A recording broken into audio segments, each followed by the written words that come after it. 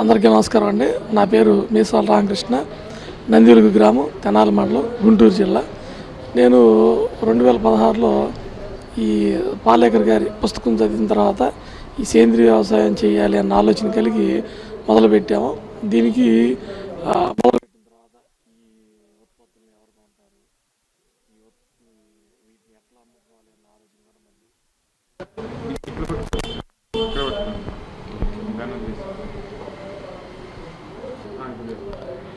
ఈ సేంద్రియ ఉత్పత్తులు ఎక్కడ అమ్మాలి ఏంటి అనేది కూడా ఒక అనుమానం కలిగింది. దీన్ని మనం బ్యాలెన్స్ చేసుకుంటూ గుంటూరులో,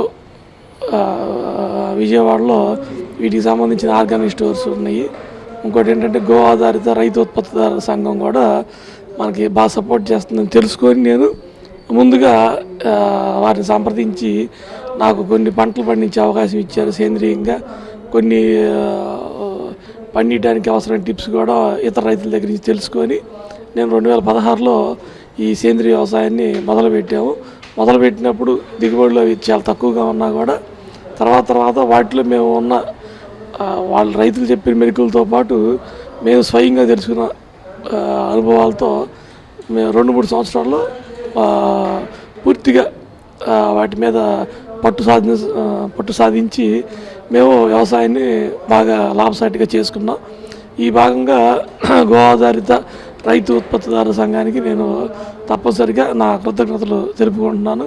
వీటితో పాటు గుంటూరులో కానివ్వండి, విజయవాడలో కానివ్వండి రైతు నేస్తం నేచురల్ ప్రొడక్ట్స్ షాపులు కూడా ఉన్నాయి. వీటికి కూడా మేము ఈ కూరగాయలు ఇస్తాము.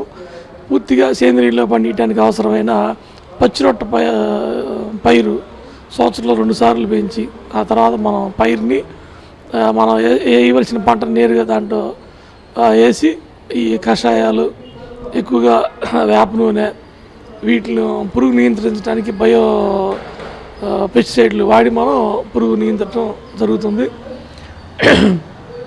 గత 4 సంవత్సరాల నుంచి వినియోగదారులు కూడా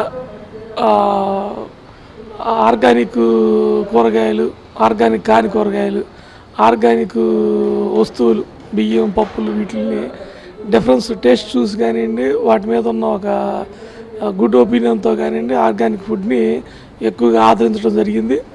ఇప్పుడు ప్రజెంట్ ఆర్గానిక్ ఫుడ్ తినేవారికి సరిపోయినంత అందించేంత రైతులు లేరు. మరింత మంది రైతులు దీంట్లోకి వచ్చి ఎరువులు, పురుగు మందులు లేని ఆహారాన్ని ప్రజలకు అందించాలని కోరుకుంటున్నాను. Thank you. Like and subscribe Eagle Media Works.